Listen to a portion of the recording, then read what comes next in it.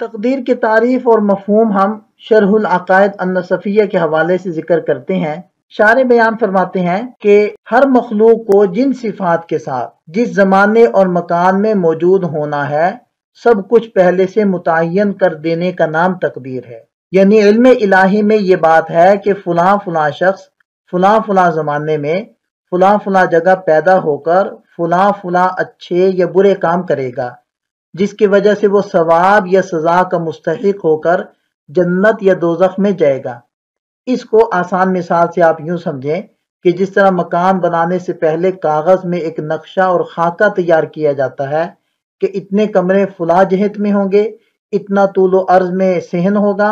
اور فلاں جانب غسل خانہ اور فلاں جانب باورچی خانہ ہوگا وغیرہ، پھر اسی نقشے کے مطابق تعمیر کرواتا ہے۔ بیان ہی اسی طرح تقدیر کو سمجھیں کہ جہان کا نقشہ بھی اللہ تعالیٰ کے ہاں پہلے سے ایک پنہا وجود رکھتا ہے، جس میں ہر چیز کا حسن و قبح، نافع اور ضار، اس کے وجود کا زمان و مکان سب کچھ متعین ہے۔ پھر اس نقشے کے مطابق ہر چیز کا وجود ظہور پذیر ہوتا ہے۔ اہل اسلام اسی وجود پنہائی کو تقدیر کہتے ہیں۔ شارح رحمۃ اللہ علیہ فرماتے ہیں اس عقیدے پر معتزلین کے جانب سے اہل حق پر اعتراض بھی ہوتا ہے کہ جب آپ نے کہا کہ تمام افعال عباد کے خالق اللہ تعالیٰ ہیں اور سارے افعال اللہ تعالیٰ کے ارادے اور اس کے حکم اور اس کی تقدیر کے مطابق ہیں، تو پھر کافر اپنے کفر پر اور فاسق اپنے فسق پر مجبور ہے، اس لیے کہ اللہ کا فیصلہ اور تقدیر کوئی نہیں بدل سکتا، تو کافر اور فاسق اپنے کفر و فسق میں مجبور ہیں، تو ان کو ایمان اور طاعت کا مکلف بنانا تکلیف ما لا یطاق اور محال ہے، حالانکہ اللہ تعالیٰ کا فرمان ہے لا یکلف اللہ نفسا الا وسعہا۔ تو اس کا جواب دیا کہ اللہ تعالیٰ نے ان دونوں کے کفر و فسق کا ارادہ تو کیا ہے، لیکن ارادہ اس معنی میں کیا ہے کہ کافر اور فاسق اپنے ارادے اور اختیار سے کفر اور فسق کریں گے، تو جب ان کا اختیار برقرار ہے تو پھر جبر کہاں رہا؟ جیسا کہ اللہ کے علم میں ہے کہ کفر اور فسق اپنے اختیار سے کریں گے، اور یہ جاننا اختیار کے منافی نہیں ہے، ایسے ہی کفر و فسق کا ارادہ بھی اختیار کے منافی نہیں ہے، لہذا محال کا مکلف بنانا لازم نہیں آتا۔ بات کو آپ ایک اور مثال سے یوں سمجھ لیں کہ ایک بادشاہ کا ایک نجومی تھا، کسی موقع پر بادشاہ کو اس کے اوپر غصہ آیا تو بادشاہ نے اس کو سزا دینے کے بارے میں سوچا، تو بادشاہ نے اس کو کہا کہ تم آج بتاؤ کہ میں اپنے محل سے کیسے نکلوں گا، اگر تم نے ٹھیک بتایا تو تمہاری جان بخشی ہوگی ورنہ میں تمہیں سخت سزا دوں گا۔ تو اس نے کہا کہ بادشاہ سلامت، میری بھی ایک شرط ہے کہ میں آپ کے نکلنے کا طریقہ لکھ کر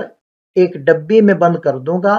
اس ڈبی کو کھولنا تب ہے جب آپ محل سے باہر نکل جائیں۔ تو بادشاہ نے کہا بالکل ٹھیک ہے۔ تو اس صاحب نے، اس نجومی نے، جو بھی اس کے پاس علم تھا اس کے مطابق اس نے کچھ لکھا اور ڈبی میں اس کو بند کر دیا۔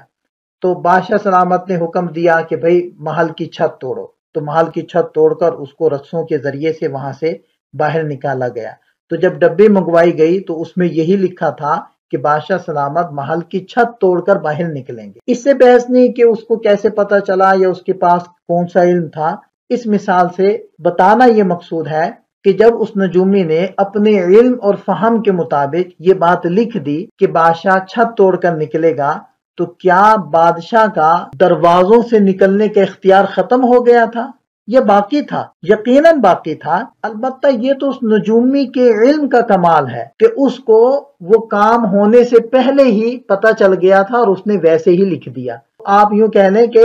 بادشاہ اس لکھے ہوئے ہونے کی وجہ سے چھت توڑ کر نکلنے پر مجبور نہیں تھا، بلکہ اس نے جو کیا اپنے اختیار سے کیا۔ بس اسی حکایت سے یا اسی مثال سے آپ یہ سمجھیں کہ اللہ تعالیٰ کا علم کامل ہے، اللہ تعالیٰ کو پہلے سے پتہ ہے کہ میرے بندے کن کن اختیارات کو غلط استعمال کر کے کیا کیا امور سر انجام دیں گے، تو اس نے اپنے علم کے کمال کی وجہ سے ان باتوں کو ہونے سے پہلے لکھ دیا۔ تو جیسے نجومی کے لکھنے سے بادشاہ کا اختیار ختم نہیں ہوا تھا، اسی طرح اللہ تعالیٰ کے لکھنے سے بندوں کا اختیار ختم نہیں ہوتا۔ بندے جو بھی فعل کرتے ہیں، وہ کفر ہو یا فسق ہو، وہ اچھا کام ہو نیکی کا کام ہو، وہ اپنے اختیار اور ارادے سے کرتے ہیں۔ اسی پوری گفتگو کو دو الفاظ میں اس طریقے سے بیان کیا جاتا ہے کہ تقدیر اخبار ہے، اجبار نہیں، یعنی تقدیر ایک کام کو ہونے سے پہلے اس کے ہونے کی خبر تو دیتی ہے لیکن اس کام کے کرنے پر کسی کو مجبور نہیں کرتی۔ اس صفحے کے آخر میں بھی ایک تعریف کی ہے ملا علی قاری رحمۃ اللہ علیہ نے، یعنی اللہ تعالیٰ نے روز اول سے سارے فیصلوں کو جو مقدر کیا ہے اسی کا نام تقدیر۔